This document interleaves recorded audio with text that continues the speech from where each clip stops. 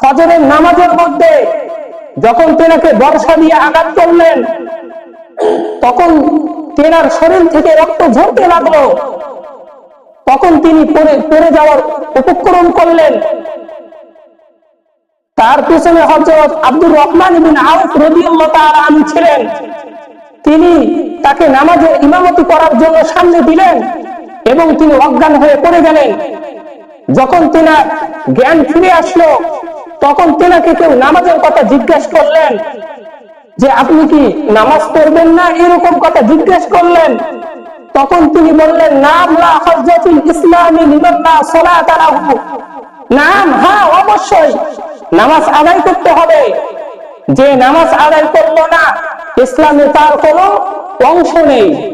তো দেখেন এখানে সাহাবী হযরত উমর রাদিয়াল্লাহু তাআলা আনহু জ্ঞান থেকে যখন জ্ঞান ফিরে আসলো, তখন তিনি নামাজের কথা বললেন। তাবিঈনদের ব্যাপারে দেখা যায় যে হযরত আবু হানিফা রাহমাতুল্লাহি আলাইহি তিনি রাতের বেলা এত দীর্ঘক্ষণ দাঁড়িয়ে নামাজ আদায় করতেন। মাত্র কোরআনে কারীমের একটি মাত্র আয়াত তেলাওয়াত করেছেন আর সারা রাত্রি কাটিয়ে দিয়েছেন। আয়াতটি হলো ওয়ান্তাজুল ইয়াওমা আইয়ুহাল মুজরিমুন, হে অপরাধীরা, আজকে তোমরা আমার নেককার বান্দাদের থেকে পৃথক হয়ে যাও। এই আয়াত তেলাওয়াত করেছেন আর সারা রাত্রি কাটিয়ে দিয়েছেন যে সেই দিন আমার কি অবস্থা হবে, সেই দিন আমি কোন দলে থাকবো। এই আয়াত তেলাওয়াত করেছেন আর সারা রাত্রি নামাজের মধ্যে কাটাইয়া দিয়েছেন। মুহতারাম হাজিরিন, নবী নামাজের গুরুত্ব দিয়েছেন, সাহাবী নামাজের গুরুত্ব দিয়েছেন, তাবিঈন নামাজের গুরুত্ব দিয়েছেন। আমরা মুসলমান, আমাদেরকে নামাজের গুরুত্ব দিতে হবে। আমরা তো সেই নবীর উম্মত, যেই নবী সর্বশ্রেষ্ঠ নবী, যে সকল নবীর শ্রেষ্ঠ নবী, সেই নবীর আমরা উম্মত।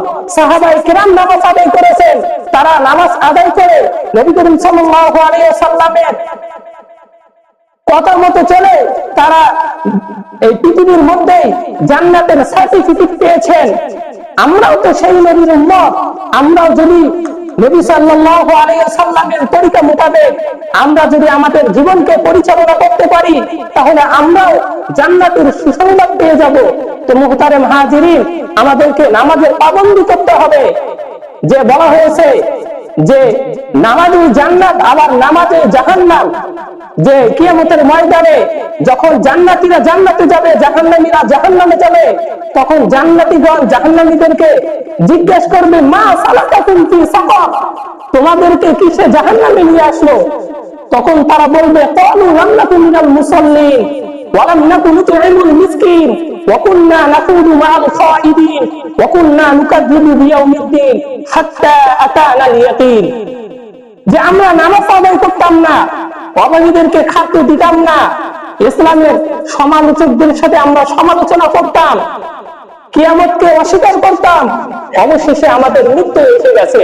মুহতারাম হাজিরিন, আল্লাহ পাক রব্বুল আলামিন আমাদেরকে ডাকে, নামাজের জন্য ডাকে, কিন্তু আমরা আল্লাহ তাআলার ডাকে সাড়া দেই না। মুহতারাম হাজিরিন, এজন্য আল্লাহ তাআলার ডাকে সাড়া দিতে হবে আমাদেরকে।